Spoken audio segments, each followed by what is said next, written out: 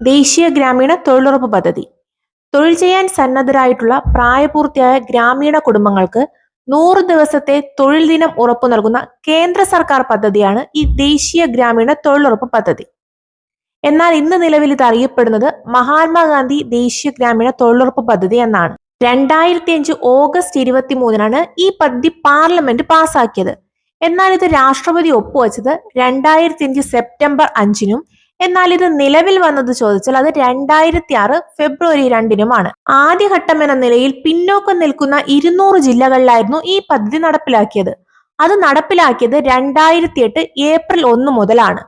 എന്നാൽ ഈ പദ്ധതിക്ക് മഹാത്മാഗാന്ധി ദേശീയ ഗ്രാമീണ തൊഴിലുറപ്പ് പദ്ധതി എന്ന പേര് ലഭിച്ചത് 2009 ഒക്ടോബർ 2 മുതലാണ്. ആന്ധ്രാപ്രദേശിലെ ആനന്ദ്പൂർ ജില്ലയിൽ ബണ്ട്ലപ്പള്ളി എന്ന സ്ഥലത്താണ് ഔദ്യോഗികമായിട്ട് അന്നത്തെ പ്രധാനമന്ത്രിയായിരുന്ന മൻമോഹൻ സിംഗ് ഇത് ഉദ്ഘാടനം ചെയ്തത്. ഇത് കേരളത്തിൽ നിലവിൽ വന്ന ആദ്യ സ്ഥലങ്ങൾ എന്ന് പറയുന്നത് പാലക്കാടും വയനാടുമാണ്. ഈ ദേശീയ ഗ്രാമീണ തൊഴിലുറപ്പ് പദ്ധതിയുടെ ആസൂത്രണവും നടത്തിപ്പിന്റെയും പൂർണ്ണ ഉത്തരവാദിത്വം ഏൽപ്പിച്ചിരിക്കുന്നത് അതാത് ഗ്രാമപഞ്ചായത്തുകൾക്കാണ്. 18 വയസ്സ് പൂർത്തിയായ ഏതൊരു വ്യക്തിക്കും ഈ പദ്ധതിയിൽ അപേക്ഷ നൽകാവുന്നതാണ്. അതുപോലെ തന്നെ അപേക്ഷ നൽകി 15 ദിവസത്തിനകം തന്നെ തൊഴിൽ കാർഡ് അതത് ഗ്രാമപഞ്ചായങ്ങൾ ആ വ്യക്തികൾക്ക് നൽകണമെന്ന് ഈ പദ്ധതി നിഷ്കർഷിക്കുന്നുണ്ട്. ദേശീയ ഗ്രാമീണ തൊഴിലുറപ്പ് പദ്ധതിയുടെ കേന്ദ്ര സംസ്ഥാന അനുപാതം എന്ന് പറയുന്നത് 90:10 ആണ്.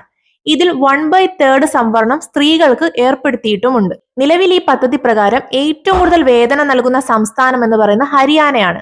ഹരിയാനയുടെ നിലവിലത്തെ വേതന നിരക്ക് 400 രൂപയാണ്.